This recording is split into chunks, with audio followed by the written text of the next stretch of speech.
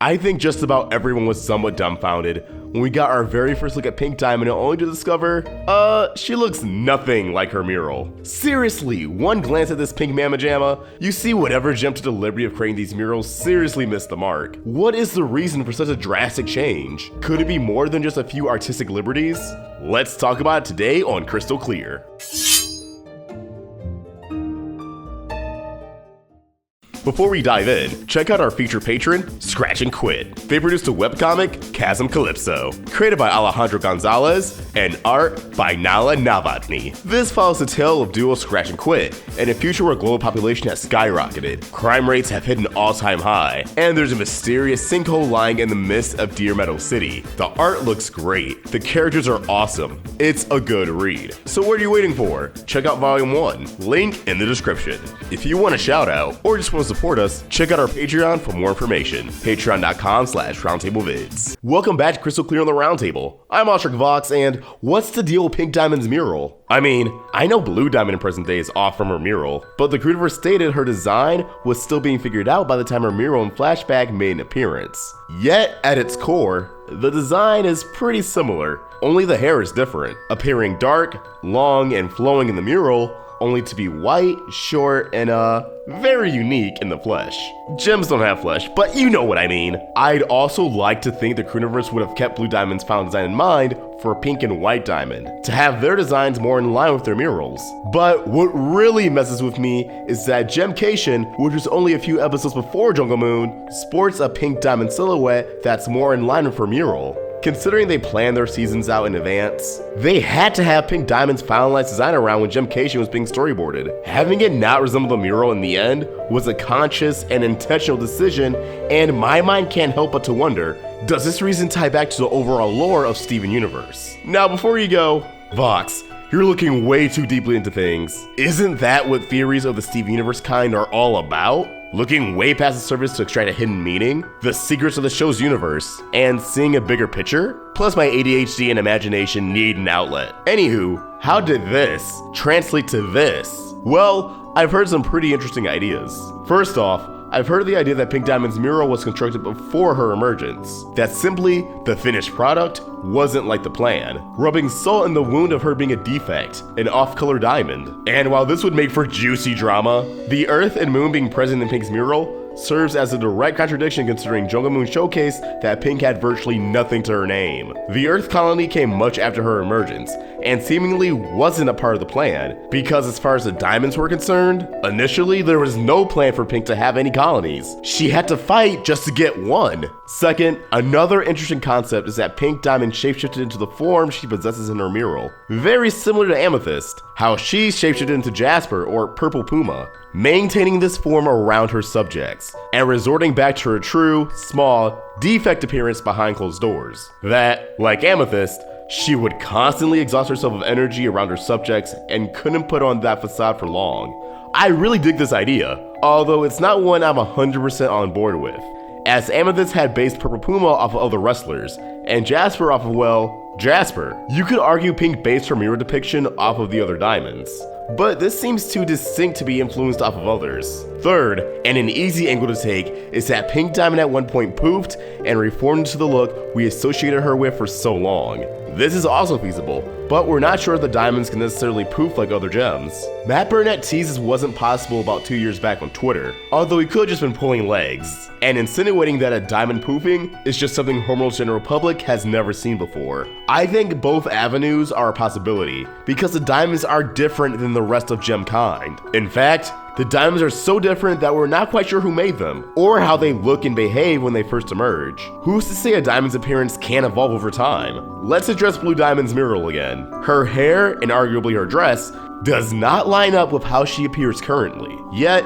Yellow Diamond is very spot on. Behind the scenes mumbo jumbo aside, the crew would be wise to have a canonical explanation for this. Well, that explanation could already exist in plain sight. Allow me to jog your memory and open up your eyes. We said it on this channel over and over. Steven Universe loves its parallels. While it wasn't super in your face until recently, there's a buttload of similarities between our titular character, Steven, and the fallen Pink Diamond. The very first time a parallel stuck out to me was in the episode It Could Have Been Great, where Peridot remarks, "That chair is only for the most elite gems. You can't go around sitting where an elite would sit."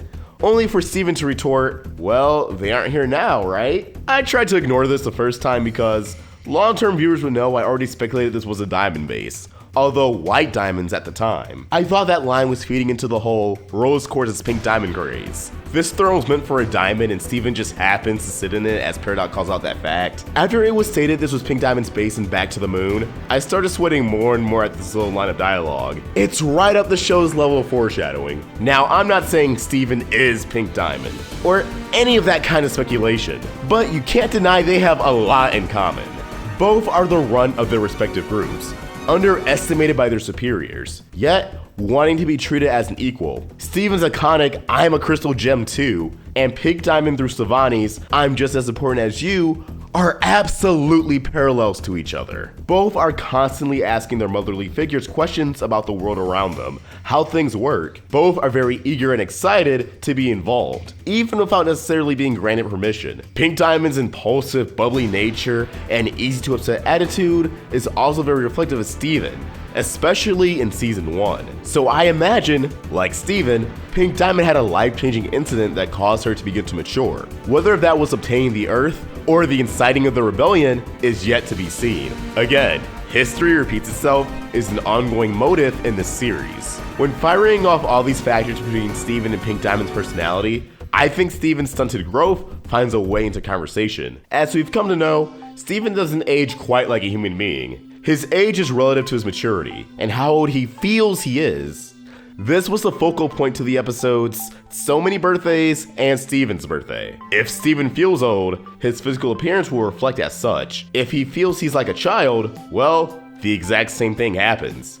But I think the extremes of both ends isn't ideal. However, as Steven's birthday revealed, if Steven acts a certain age, forcing himself to behave in a manner that isn't a true reflection of who he is, then it's more or less like when Amethyst shapeshifts. It's not a permanent change. He can't hold it forever. It's not genuine. It's nothing more than smoke and mirrors. He's exerting more energy than natural for his gem. Now let's relate this back to Pink Diamond. I think we've all been where Pink Diamond's been before, in a situation where we're belittled, feel neglected, and not treated with as much respect as we all should. In these situations, you've probably felt small, like a child, no matter how old you actually were. And depending on the person, you may have decided to give into that stigma and act as childish as possible, or try to prove the others wrong and act mature, that you possess more than meets the eye.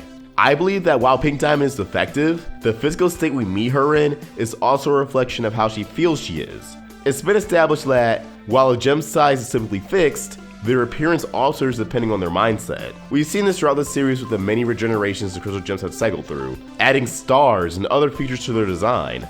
Adding a star is more than just a cute little accessory.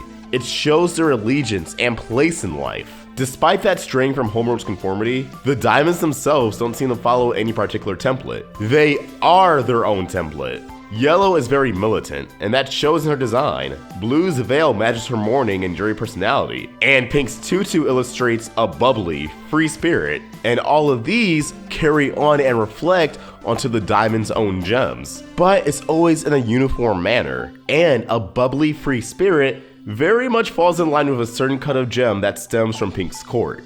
I believe Pink Diamond's form evolved as she gained more responsibilities and her first colony. Over time, she began to mature, and her physical features were altered as a result, very similar to Steven's own aging process, setting up another parallel between the two. This could have been something as simple as her dress changing in various minor aspects to eventually her hair going from the short pixie cut it is in Jungle Moon to the more large, jagged hair she sports in both her Mural and the flashback in Gemcation. I do think it's also possible that Pink's physical properties could have also changed in scale, going from absolutely minuscule for a diamond to still small, but have a noticeable increase in mass. This transformation may have been abnormal to the diamonds, and serve as another reason for one of them to get rid of Pink. Sure, Blue Diamond's hair could have changed over time to reflect her mental state, but she never changed to the extent that Pink would've. We obviously haven't seen the last of Steven's bizarre dream powers, or the hallucinatory fever dreams that occur when fused as Stevani, as that'll be the key for us to learn more about Pink Diamond. Information that would otherwise be impossible for us to figure out. By the end of these flashbacks, and we've solved the puzzle that is Pink Diamond, I anticipate she'll go from a fluffy-haired pink bean to a fierce matriarch